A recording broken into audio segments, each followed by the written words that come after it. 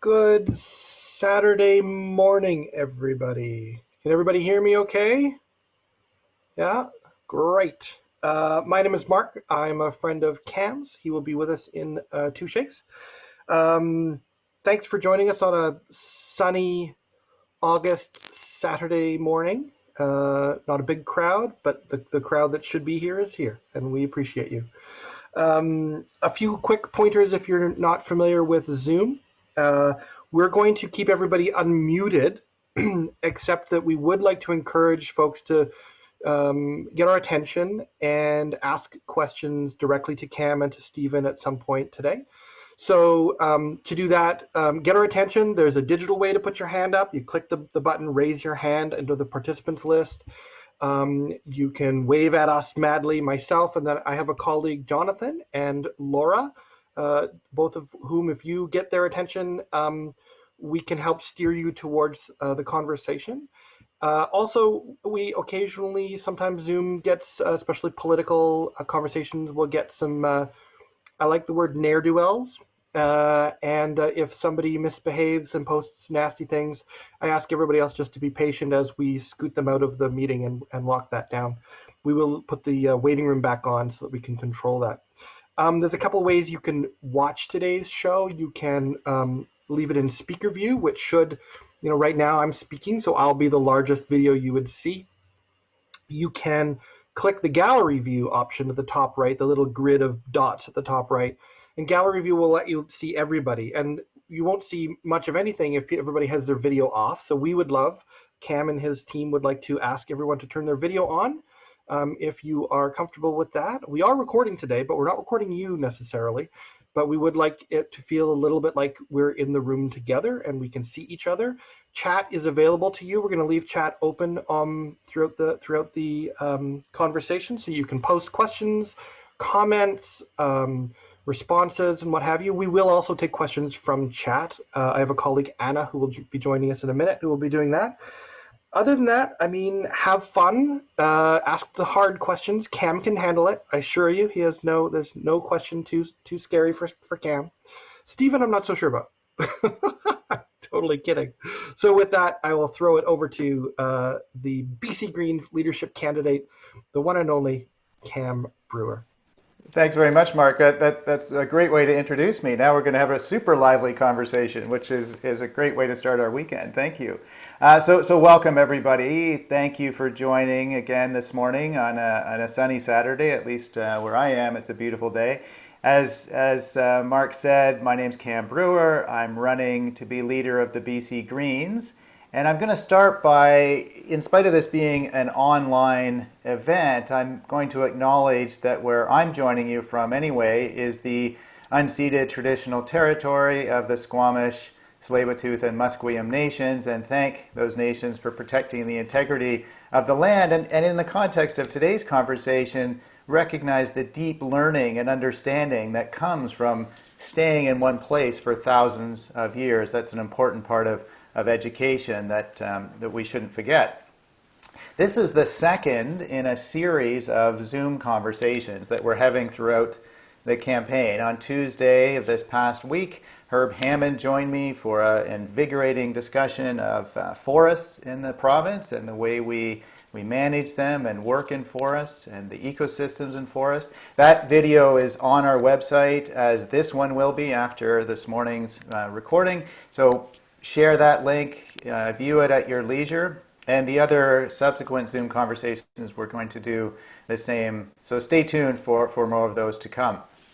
Today, as you know, we're discussing something that is obviously front and center in people's minds. We're less than 4 weeks away from the start of the school year, and parents, teachers, children, everybody has been paying a lot of attention to what's going to be happening as we return to that in the fall, different than it was in the spring.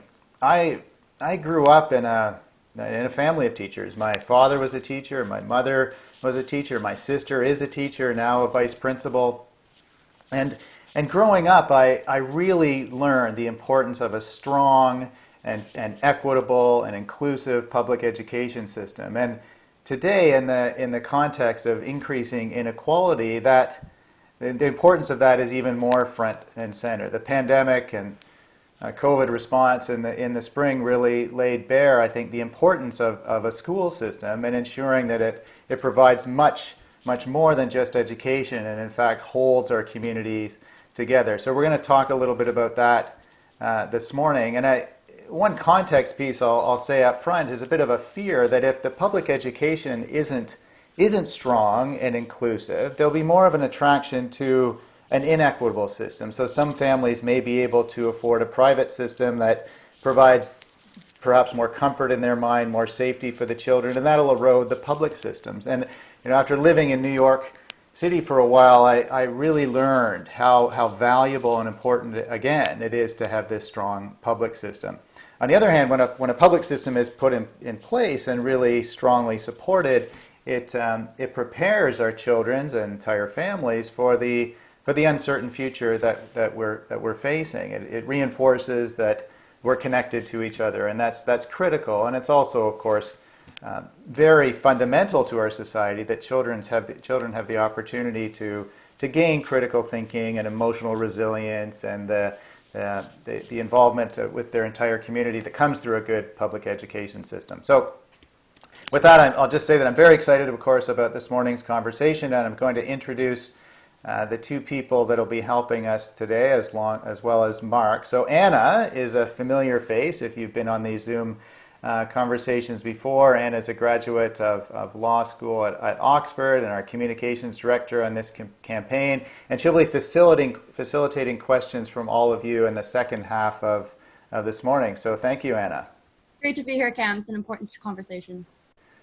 Great. And Stephen is someone who, well, you may have seen Stephen actually on the invitation for this event getting a pie in his face, and I'll let him explain the history of that photograph. But Stephen's been an educator his entire career, someone that I've met just during this campaign, but he's really stepped forward and helped me think through the complexities of our public education system, especially in this time of upheaval. Stephen's been a Montessori teacher in the Vancouver area since 2015. He's a columnist on education issues at CKNW to help the public understand public education. And welcome, Stephen. Really great to be with you today.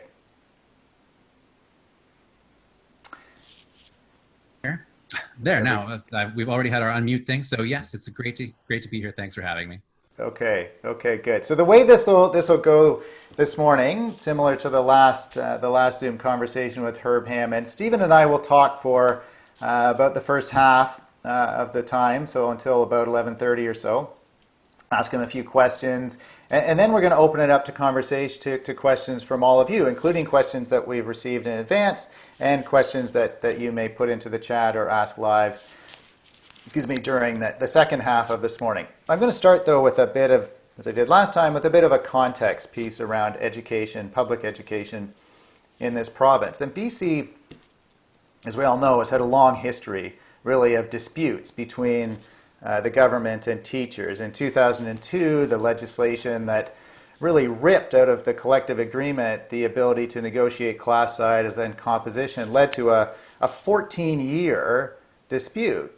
An entire generation of students had to suffer through that period of time, and only in 2016, when the Supreme Court of Canada struck down that legislation, led to then requirements around class size, reducing class size, and hiring more teachers. But BC still spends less than the national average per student on education, and Stephen and I will talk about that more. And then, of course, this year COVID hit, and we're all familiar with the challenges that led for everybody. Some families were better able to accommodate that, to have home learning, to have distance learning. Some parents were able to stay home, have flexible work schedules, and others weren't. And many families struggled with their job commitments, with attempting to try and work at home in spite of that, not having childcare, not having the digital devices that are necessary and in some cases were presumed to be available. And then, of course, the other pieces that schools offer suddenly weren't there for kids, including the meals, including the stable space for some families that they required, the time that parents can have to regroup when children are at school, and everyone, I think, learn to really appreciate the importance and what is actually involved in the complexities of education.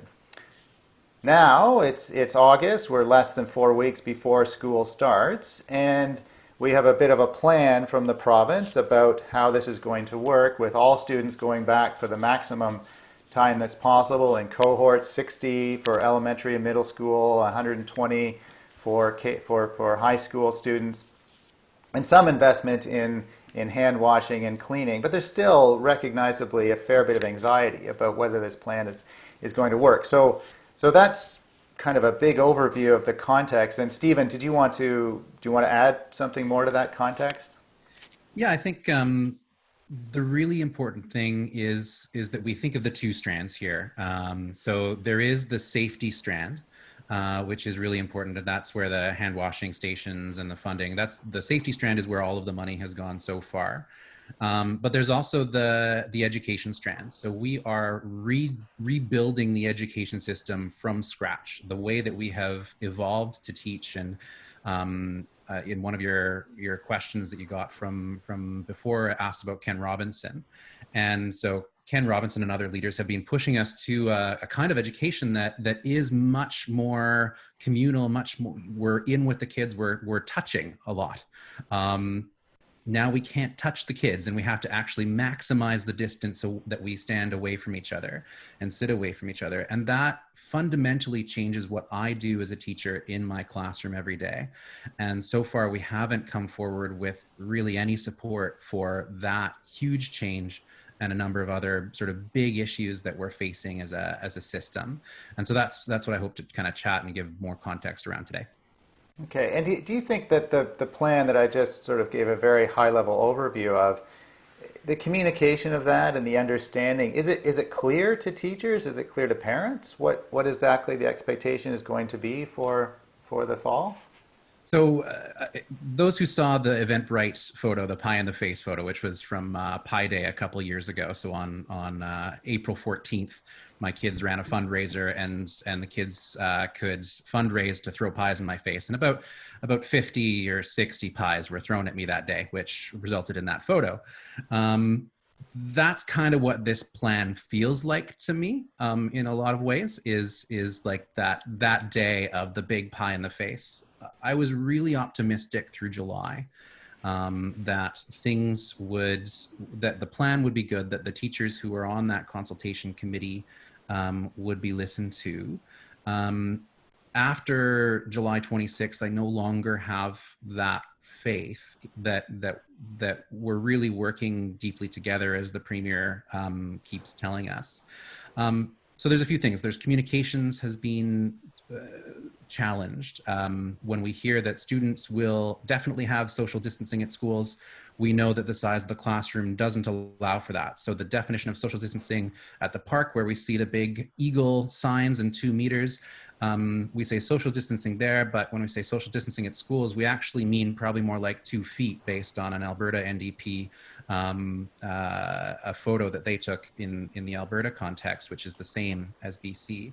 And then funding is just for clean hands. In Ontario, the Ford government has provided some funding, at least, for mental health support, which is a huge thing. We know our kids are having big struggles. We know that there's going to be greater demands on learning support. We know that it's going to be much more complicated to support inclusion. And so that's a big piece. And the third thing that we'll kind of dig into is around the politicians, and they keep saying that there are features of the plan, or they bring ideas at the podium that they then don't fund. And so teachers are sort of saying, well, okay, so September is going to roll around, and one of the suggestions made from the press podium was, okay, maybe if a kid has different needs is immunocompromised, they could have their own room. Well, they provided $0 to do that. So that's sort of the big brushstrokes for this plan for me. Okay, so let's step back even before what's happening with COVID now and the plan for the fall that you were just commenting on. So before COVID, what would you say would be the biggest challenges facing the entire system from K to 12? Yeah. So one of the huge challenges we have is inclusion support. So kids with needs, we have come to the research-based understanding in education that it's better to have those kids who have needs in schools doing as much as possible, and the kids can learn from each other. But that takes some very sophisticated design work on the part of teachers and other staff in a school, and it takes a lot of work. Every one of my kids is a puzzle, and kids with inclusion needs are a much more complicated puzzle. And we don't really acknowledge the amount of work through funding, through support for kids who have those needs. And any parent who has kids with needs would probably agree with me on that. Second is around curriculum resources and prep time. So in Ontario, a high school teacher, for example, works 6 out of 8 courses, and the other 2 out of 8 blocks in that high school week or year are prep time, where they can do their marking, they can do their planning. We get 7 out of 8. So we're planning an extra class and getting less time to plan all 7. Half the time to plan 7 classes versus 6. And then also curriculum resources. So we have this new curriculum in British Columbia, but we've kind of given every teacher 2 pages, which is what the curriculum was designed to fit on, and then told them to go to the internet and figure it out. And so what a new teacher is, and what we're seeing in COVID, especially now exacerbated, is you can get a brand new assignment as a high school teacher based on enrollment shifts on September 4th. Like my friend Jessica, she got handed Psychology 12 on September 4th as a surprise. And so there was no package for her to pick up and just run with. She had to invent it on her own, and that meant that she didn't actually get to spend time with her kids that semester. So Jessica, then, without a background in that, how would she figure it out? Just Google it or something, or there's no? Yeah. So, I mean, I gave her something from a previous session I'd done with university students. She's now, working her networks, but basically having to do all of the legwork of a curriculum designer, which is a big job, but on her own, and just sort of, and so it's random, right? It's based on the network and the skills of that teacher. And we're duplicating that work across the province. So it doesn't make a lot of sense from an organizational planning perspective. The last one is infrastructure. So if you're in Surrey, if you're in a district that's got a lot of new students, or if you're in a district that has old schools, you know that there's schools to upgrade and there's schools that need to be built. And there's a lot of policy pieces, such as when we plan a new development in Surrey for 20,000 people, we actually don't build a school when we're building that development. Instead, we wait until the kids are there. And so you have these situations where you've got, schools at 170, 200% enrollment capacity. And instead of a field to play on, you have a sea of portables. Oh, right. Of course, they're jammed in. So when you look at those pieces you just mentioned, inclusion and curriculum and infrastructure and so on, how does BC then compare overall to other provinces? Well, we can look at operations funding, and there's a slide I want to show you that just kind of gives it an overview. In this slide, I deliberately went and found something from a document that was actually sort of saying that teachers need to be more efficient with their dollars. And so on this slide, we can kind of see, this is 2015, but the picture hasn't changed all that much since then, even though the Supreme Court has adjusted the funding upwards by about $300 million. We can see that BC is around $2,000 behind sort of the typical province. And that's what the BCTF finds as well. So there, the BCTF's number is that we're $1,700 behind the national average. But I don't like using their stats because people say, oh, well, it's the union, they're just asking for more money. So this is Johnson Shoyama, it's University of Regina's Graduate School of Public Policy's numbers. But regardless of the answer is the story is the same. We're still paying less per student per year than other provinces. Okay, so if we did increase that funding to the national average, what would we be able to do with that additional amount of money?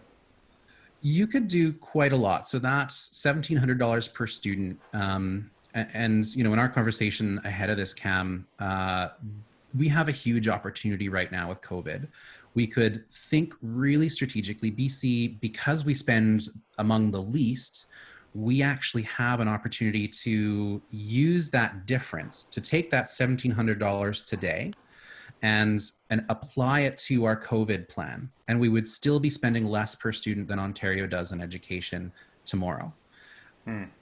And when we take that $1,700, that now gives us extra prep time for teachers to redesign the way that I talked about off the top around that new context for learning. That would give us the ability to target resources for inclusion, to make sure that if I have an immunocompromised student in my classroom who can't be in that 60 student bubble, that we have an alternative solution. We could set up, for example, a school from 3:30 to 7:30 p.m. for kids who had that need, and we could staff it with teachers who also have that need. And I have colleagues who live with parents who if they get COVID, their doctor says they will die, or it's a very high chance. And so they're feeling very anxious about that. And instead of those folks thinking about going on a stress leave, we could actually put them to work in other places. We could upgrade HVAC facilities. That's not an instant thing, but that's something that we could target for the first term of this year and do the best we can. HVAC meaning heating, ventilation, air conditioning. So the exactly airflow, schools, right? Yeah. Okay. And so that's where we have this huge opportunity of saying, okay, year one, COVID year, we take that $1,700 and we apply it to the problems of COVID. Then year two, we don't just say, okay, we're going to keep spending the money that way. We dial back and say, where is, and the amount of money is about $1 billion. Where is that $1 billion best spent for the greatest output in education? Those things about inclusion, support, improvements. Maybe it's more prep time for teachers, more resources for curriculum. But all of those things, those great ideas that teachers are bringing forward and just being told, sorry, no money, we can now start having that really visionary conversation about where to go next. Okay, so you're saying we catch up to the national average. We use that differential, that additional amount of money to address COVID now. And then we keep spending at the national average, and we learn from this to be able to determine what's the best way to use that money in the future. What's the most effective way to use that money to improve the education for students. So what do we learn then from the COVID experience this spring as an immediate reaction to a crisis? What did we learn from that? What did you learn as a teacher? Well, so if I could design a professional development simulation that really pushed teachers to grow, it would probably actually look a lot like our COVID remote learning scenario. We also had, a lot of parents realizing the complexity of what teachers really do, right? We know how hard it was, and I include myself in that with my own son. We know how hard it was to keep kids motivated through remote learning, to make sure that they were engaged in doing their work. So we have this really big opportunity to sort of say, hey, we've now got a teaching population that is much more technology, much more comfortable with technology. They were forced to learn technologies that maybe they had been resistant to before. So how do we now use that technology to improve educational outcomes, to improve connections with students? And it's not necessarily Khan Academy. One of the things that I realized was I did lots of read alouds with my kids, and I recorded those read alouds at home at night in a quiet space. And that became a real connection between kids and me, that audio, I'm basically reading them a story every night. And it also became a family connection. And then I actually just kept using the recording when we came back to school, which actually took some pressure off my school day. And I got a bit of prep time in, but it didn't actually reduce the quality of the read aloud in my class. So what do we say, though, to families that maybe don't have the access to the technology, don't even have a quiet space that you were mentioning to do this? Because there's some families that were, as I said earlier, better able to cope with the COVID and kids being at home in the spring, and some really not set up to cope effectively. And so how do we deal with this in a way moving forward that's equitable to everybody? Well, and that's where, because we're working, if we did come to the national average, if we did say, let's have $1 billion response in education to COVID, in the first year, you try to get those families at least a resource so they're not fighting over a computer. You could apply some of that money to ensuring that every family has good internet if possible. And sometimes that's difficult if it's a rural family, and so that you can't fix as easily. But we can do a number of things that are this year type things if we actually say we're going to actually fund this effort rather than make it a zero-sum game, which it is right now. Okay, and part of the additional funding then to catch up national average would also, of course, be to make this additional space so that we can have distancing, so that there's room for children to be at school when they're not able to be at home in particular, so that the additional benefits are there, whether it's food or emotional support and so on. And I see that as stimulus spending, right? So if we want to, we may not be able to find enough teachers to reduce class sizes and go back full time with 15 students per class, but we could certainly bring down we could target the most constrained classes. And right now the hotel and tourism industry is just dying. If BC rented out hotels and turned them into temporary schools, we could reduce class size. Those are good facilities with great ventilation, and we would be able to target that. And it's stimulus spending. It's keeping our tourism industry alive while COVID happens. And there's a number of ways you could think of education spending, not just as benefiting kids, but actually keeping important sectors of our economy ticking along. And so, okay, so these are some ideas what we could do. What is happening, though, in a few weeks? What are your thoughts on this idea of the cohorts, 120 kids in a cohort in high school, 60 in elementary school, more resources for washing hands and cleaning stations and so on? What do you think of that, and how does it compare what other provinces are doing? Yeah, so we're doing about the bare minimum, I would say. As you see in the media, every province is really there's a lot of anxious teachers out there. There's a lot of anxious parents. There's a lot of hashtag Safe September, and it's really challenging because I want to teach my kids. I want to be in the classroom with them. But if I'm a teacher and I'm lucky, I have a big class by accident of history. But if I'm a teacher in a new class built since 2003 on the rules for schools, which have made the schools smaller and the classes smaller, if I'm in one of those schools, I'm quite concerned about my health, my family's health. I'm quite concerned about how am I going to organize the school, and it's very hard to describe how inadequate. And I sort of think back to like the tweets in remote learning in March and April, where, the one like, oh my gosh, I never realized teachers should get all the money, right? Why are we not paying teachers $1 million?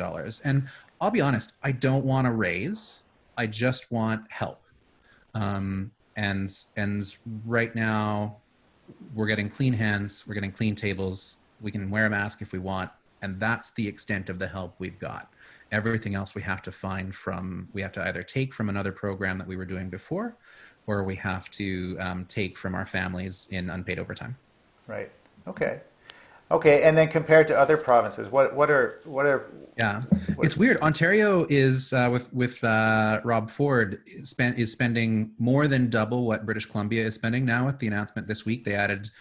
They say 500 million, but it wasn't actually 500 million. They added about 80 million, and then told schools they could use their reserves, which is the other 420.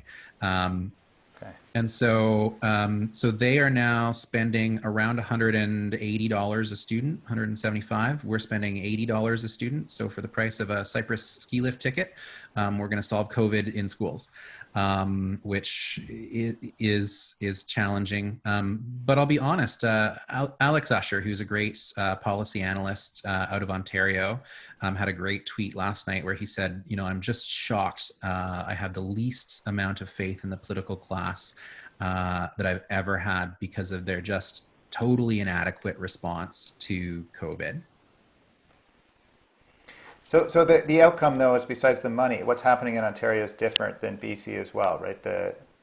So they're going back hybrid in the high school. So they have Right. less. So what hybrid is you're going to come 2.5 days or two to 3 days at school. You're going to spend 2 to 3 days at home, and your teacher's going to provide you with projects that you can do at home on the days you're not at school. And that makes good sense. A lot of teachers would support that model for high schools, especially because it just solves a lot of logistical challenges that are created by the 120 cohorts. And then a lot of provinces are doing mandatory masks, and our health officials are saying that that's not necessary. But I wonder if they're also including the risk of regular illness. So right now, if I get a common cold, before I would just go to school and work through it. Now I have to for safety stay home and wait for a COVID test result to come in. So our absenteeism is going to go way up. Our costs are going to go way up, and masks, I think, would help to reduce that if we're looking at kids 10 plus. Great. Okay. Well, with that, Anna, how are we doing? It's about 11:30. Maybe we should move to. Yeah, We've I got think some it's questions. a great time to move to our participant section of the event. Okay, great. Which I always think is maybe the most fun. So yeah, well, to start us off, Mark is going to post a poll. It's an anonymous poll, and it's great to see, how the other people who are on this chat are feeling, and the results of the anonymous poll will be posted at the end of the event. So it'd be great if everyone would just take a minute to answer that for us. And if you have any questions, you can drop them into the chat. I see we have one already. You can also raise your hand or message Mark personally, and he can unmute you and we can spotlight you if you'd like to ask a question to Steve and Cam yourself. So with that, to kick us off, I'll start with some of the questions. Thank you so much to everyone who sent in a question in advance. So our first question is from Charles in Vancouver. What is your position on making French immersion education available to all BC students?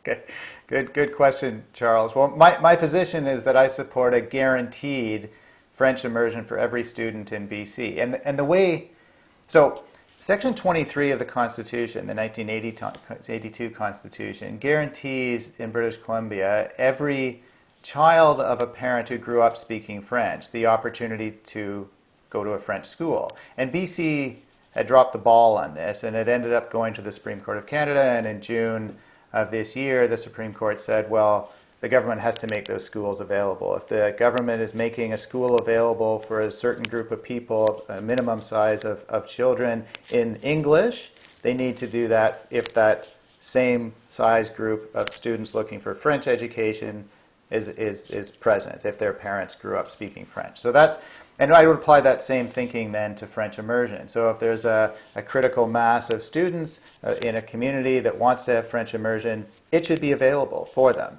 And this may take a bit of phasing in over maybe 4 years, during which time we can ensure we have French teachers trained and available in the province to have that. But right now there's a waiting list, and there's many students that want to have French immersion and aren't able to. And having them engage fully in Canadian society and in a globally connected world, having a second language is really important. My daughter, for example, was on the waiting list for French immersion in East Vancouver.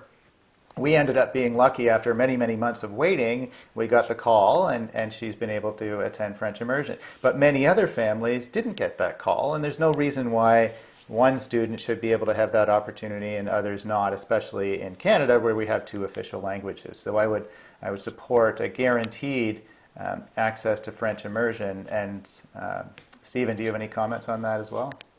Yeah, I think the key challenge is staffing. So in French immersion schools, it's really hard to get to find qualified teachers. And so as you build a public policy around a guarantee of French immersion, the beginning of that policy looks like how do we bring people into that part of the profession, and that means maybe using provincial sponsorship tools around immigration to bring teachers from around the francophonie, and it also means supporting teachers in French immersion. So one of the hardest places to work is a French immersion classroom for a teacher. And it's because, again, back to those resources, a lot of, with the new curriculum and sort of saying, well, go find your resources.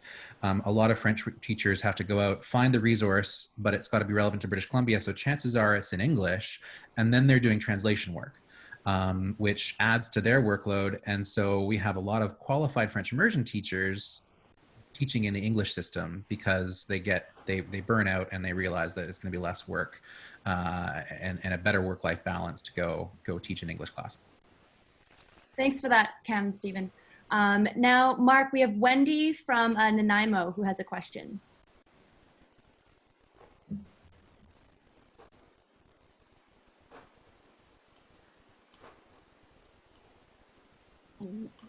Okay, there we go. Good morning, everybody. So I think if we're going to be talking about education, we really have to go back to the basics and ask ourselves, what is the purpose of education? What is the purpose of education? If you ask most parents, you'll either hear one of two things. Either that they want them to be successful, and of course we can talk at length about what that means, or they just simply want them to be happy.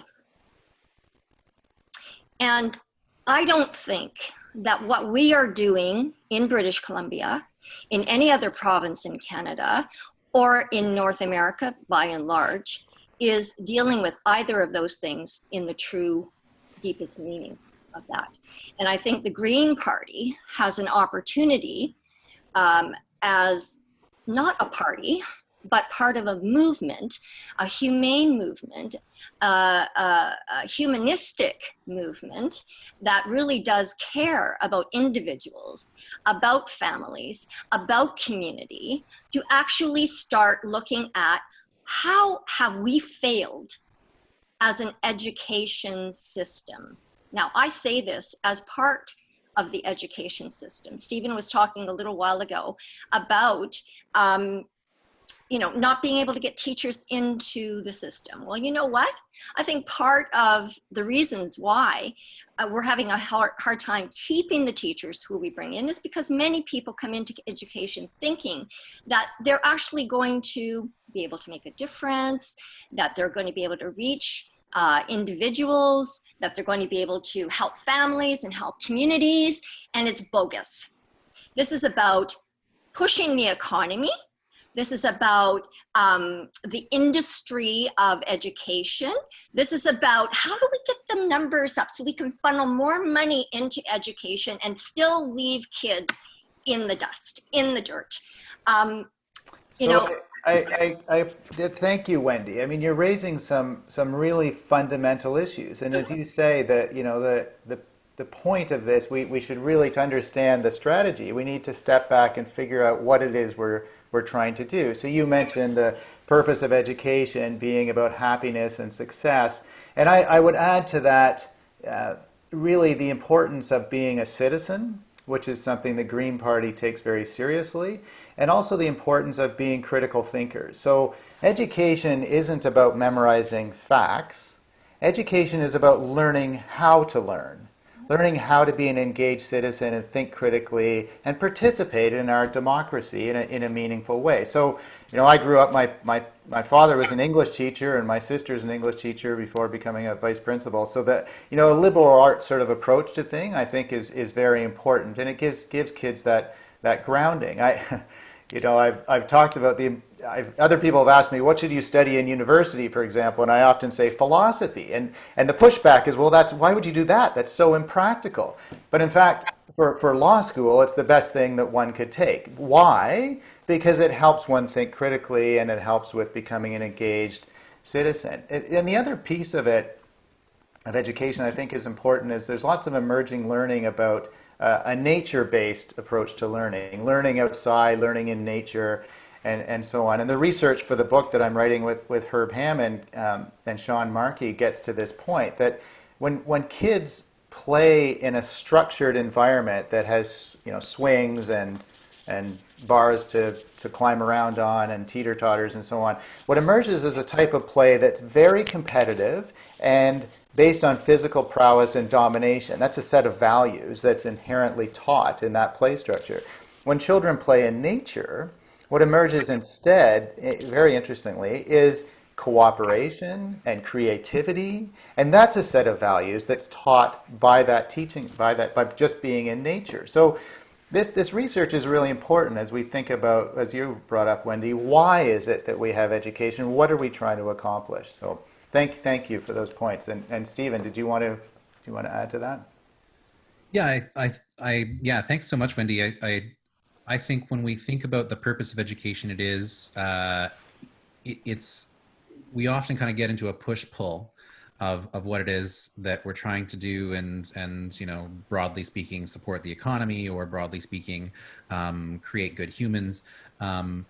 Each of the kids in my classroom is a puzzle, and my 2 years with them, which is the span they're with me in grade 4 or 5, is how do I unlock that puzzle, and how do I design things in my room so that each of them sees a pathway or a future to, you know, better critical thinking, better communication, better understanding of who they are and why they're on the planet and how they can shape what happens.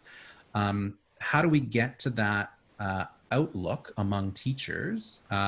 Is we probably do a lot more mentoring in the early career of teachers, and so, you know, finding folks who can help show teachers who are in survival mode often in those first few years, and get them out of survival mode and into the kinds of thinking, the kinds of problem and puzzle solving that you're talking about, or I think you're talking about anyway.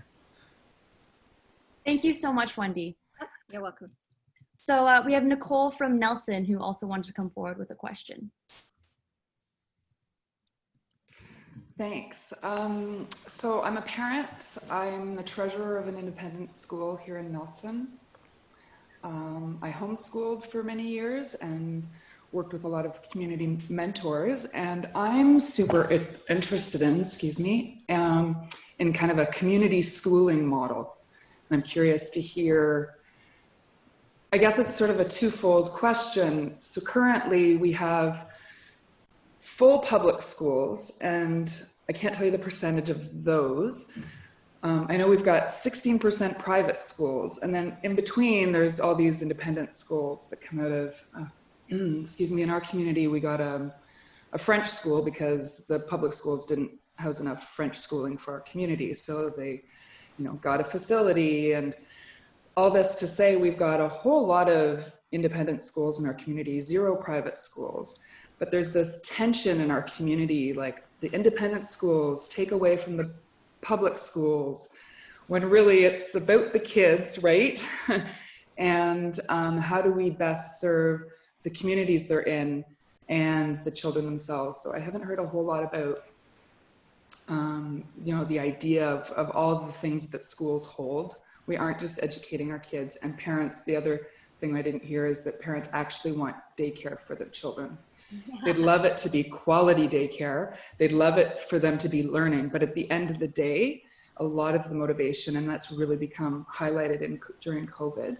And again, our family's super lucky. We're in a really tight-knit community with a lot of community schooling attitudes, where we bring in mentors, both in the public and the independent schools, to support teachers. Parents are super involved, but that's not always an option for families. So I think that daycare piece really needs to be addressed in education, and let's not confuse the two. I'd be interested in feedback from both of you on those comments. Thanks. Thank you, Nicole. I'll just offer some quick thoughts, and I know, Stephen, you have lots to say about this as well, but your basic point that the school is much more than just reading, writing, and arithmetic. It has to be an integral part of the community, and offering things like, for example, food when that's not available at home, respite for the parents when as we kind of was really highlighted during COVID, absolutely ensuring they have access to, other members in the community. It's a connecting point. And the daycare point that you mentioned, both before school and after school, helping out so that parents are able to do the work and take care of obligations outside of the home. The school plays all those roles, and incredibly important. And I think, as you say, it was really highlighted during COVID in the spring. And what we should do now is learn from those experiences and make sure that that's enhanced in the different ways that it can happen. And each community might have different priorities to ensure that the community is represented and functioning properly. I mentioned French immersion as being really important. In some communities, that's a higher priority than in other communities. In some places, in Nelson, for example, I'm familiar with, there's maybe more people there that have already embraced nature-based learning and outdoor schools and those sorts of opportunities. And I think those are fantastic things as well. Stephen, did you want to jump in? Yeah, so I'm a Montessori teacher in a public school. The history of Montessori in British Columbia is maybe relevant to this question. In the 1960s, there was a movement of parents connected with teachers who really worked in the public system to create Montessori schools within the public system. What I think isn't happening as much today, and why we're getting more independent schools, is we've kind of set it up as, well, if you want to do your own thing as a parent community, then here's the option B independent school that you can do. We'll give you 50% of the money that we would give to the public school. Off you go. Wouldn't it be better to have a public policy where, instead of creating this division between public-private, we actually created a vehicle within the School Act to have parents work with districts? So here's the roadmap. Here's what it looks like to get a school in our district that looks like the kind of, and I don't know which of the independent schools in Nelson it is, whether it's the Waldorf school you're at, or which of the ones in Nelson. But yeah, Waldorf. Yeah, so if you're at the Waldorf school in Nelson, we want the Waldorf pedagogy. Do you have a roadmap to create the public Waldorf school with the district? And so long as that roadmap is in place, that doesn't solve every parent's desire every time, but it does give people a roadmap, especially just for context. We have two categories of private school or independent school in British Columbia. We have the ones that spend more than the public schools and the ones that spend the same amount as the public schools. The ones that spend more, like the St. George's and the fancy ones, they probably don't need the money. But those independent schools, like the Waldorf in Nelson, why isn't it part of the public system, right? And why isn't there a roadmap for parents like you, Nicole, so that we're not actually arguing about, oh, well, we shouldn't fund Nicole's school in Nelson. All of her kids should go to the public school. Well, the flip side of that question is the public system providing parent communities like Nicole's to give that avenue? And so that would be the public policy solution that I would sort of see as, how do we square that circle?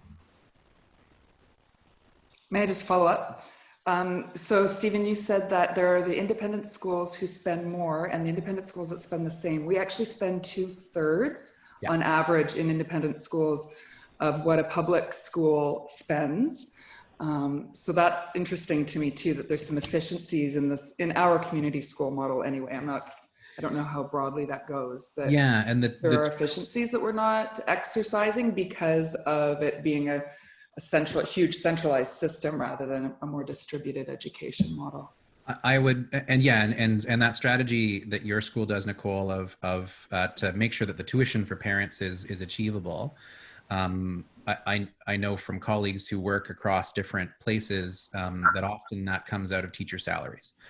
So if your teachers were paid at the standard rate for the Nelson School District, my guess, and you can correct me if I'm wrong because you're the treasurer, my guess is that your spending would probably be on par with the district. That is actually true. I would say that's true. And it's changing because we are raising, because COVID, we're actually more profitable now, which is crazy too. Thank you so much, Stephen and Nicole. At this point, we've had about 2/3 of people answer the poll, and we'd love to hear from all of you. So taking a couple moments to weigh in. We'd love to hear from you. And with that, we're going to combine two questions, which I think are somewhat related. One is from Dave from North Van in the chat. And he says, I'm interested in the discussion on the topic of curriculum content. For example, Sir Ken Robinson's concept of education lighting a fire versus filling an empty vessel. And he feels that this is even more important right now during COVID. And then maybe related to that, Sue from North Van asked, I'm curious about getting more quality liberal arts education into elementary and high school classrooms. The reading lists are currently underwhelming, and I believe connecting students with the classics will help us to steward our planet more carefully. As much as we need to invest in science, we need the liberal arts. This is qualified by UBC President Santa Ana. What vision do you have on curriculum review and restructuring?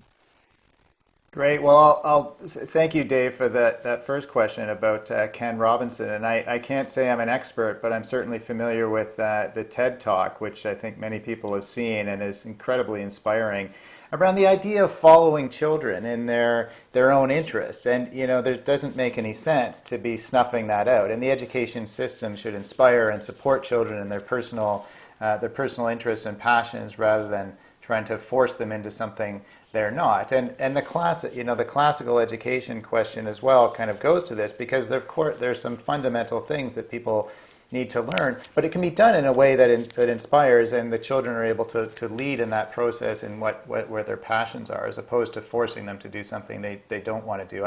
I've mentioned already my belief in a liberal arts approach to education. Education certainly isn't about memorizing, and it certainly isn't about a job training.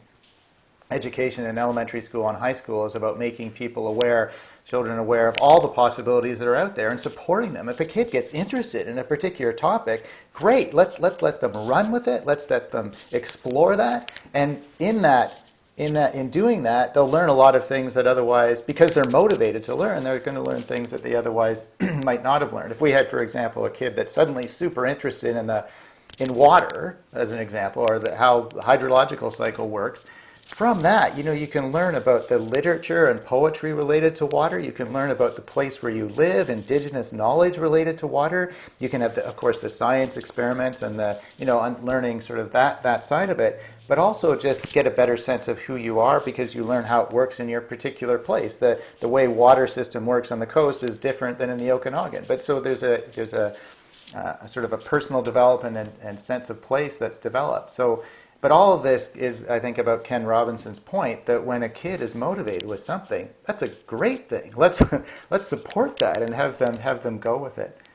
Stephen, do you want to add to that? It's interesting. There is a tension in those two questions, right? Because if we sit down with kids and say we're going to do a classical education with sort of canonical literature, we're handing a kid a book and walking them through it. If we take Ken Robinson's model, we're putting a whole bunch of different books out in the classroom and having them each walk through. Now you can blend those two to an extent, but it is interesting to bridge those divides. What we have in British Columbia is we have, I would say, good bones of a curriculum that tries to balance both of those things. I'm allowed in my classroom to do a project that fits perfectly within the grade 4-5 curriculum. I partner with a group of students in 4th year at Capilano University. They're a communications class in crisis communications. My group needs to learn about natural resources in Canada. They need to learn about government. They need to learn about some scientific pieces, how to do some critical thinking skills. So with that prof, who's really actually a former Green candidate, Michael Markwick, with Michael and I working together, we choose a crisis around, and the last few rounds have been around climate change. So last year was sea level rise. Government, which happened to be, they were doing a public consultation this year on sea level rise on the North Shore. And then my class generates questions, and his class as crisis communicators treats my class as a constituency. So now they communicate, they have to design materials that inform our questions. and I'm teaching them about government along the way. And so this is a kind of liberal arts model. It's not the classical liberal arts model of great books that we're talking about, but it's very much a Ken Robinson liberal arts model, where now we've created this community of two classes around a real problem, and they inform each other. They build each other's capacity. I step back as a teacher and kind of make sure that things are happening and that deadlines are being met and things like that. And then we bring them together as actually an assembly. We try to make them a democratic assembly that then decides what is the public policy they're going to advocate, and then we actually go and advocate for that policy.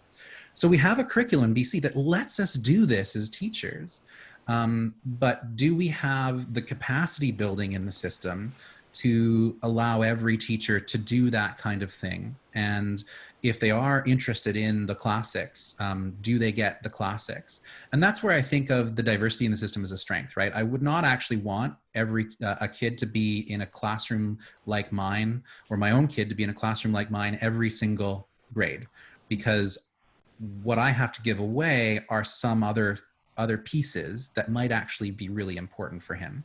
So if we think of the arc of kindergarten to grade 12, are they seeing different modalities of thinking? Are they seeing different kinds of educators who are bringing different things that create, on the whole, that reading list that's on the one hand of exposure to classics, on the other hand, Ken Robinson's vision of real education and imaginative education, as well as bringing in outdoor education, which is so important for the kids to be learning outside. And are we actually working with teachers from their strengths and giving them mentors who can show them how to turn their strengths into a unique pedagogy that fits within the framework of the curriculum? So to build on that too, there's this idea that you've touched on, which is that classical education, the particular pieces of literature, for example, that are being read, are being taught not because you just have to learn this, because everyone else has heard of it. We're teaching it because within that are ideas that are relevant, that are going to make you a happier person, as Wendy had brought up, or a more engaged citizen and a more thoughtful human being. And that reason for it is important, especially if it can be tied to children's passion at the right time when they're interested. Then let's go with it, and then we sort of win on all fronts. Exactly. And I think that winning on all fronts is a good note to be ending off this chat on. So thank you so much to everyone who came and who participated. If you have any more questions for Cam and Stephen, you can message them to us over social media. You can get in touch with us at info@cambrewer.ca, and we'll make sure that Cam and Stephen get back to you. But with that, I'll have Cam read us out. Thank you so much again, everyone. Great. Thank you, Anna, for facilitating the questions wonderfully once again. Thank you, Mark, for making things run smoothly in the background. And thank you, Stephen, for all your insights today and throughout the campaign as well. It's been really, really wonderful. And I appreciate everyone else for taking your time out of a Saturday to join us and talk about this. I've always felt that education is the best investment that we can make, and we really need to be supporting future generations so that they can be the leaders as we leap forward into this future that where British Columbia is ahead of the curve and have this nature-based zero carbon future where we need people in BC and our children to be leaders in that, and as Wendy said, to be happy and fulfilled in getting there. So really important conversation. We'll keep it going. Thank you for everyone's time. There's about 2.5 weeks until September 2nd, which is the last day to sign up to vote. So please do that if you haven't. Go to our website, cambrewer.ca, and there's a link there, support or vote for Cam, where you can do that. And if you like what you're hearing, please tell 2 friends to sign up as well. We're trying to get everyone involved in this leadership race. So again, thank you, everybody, and enjoy the rest of your weekend. Thank you.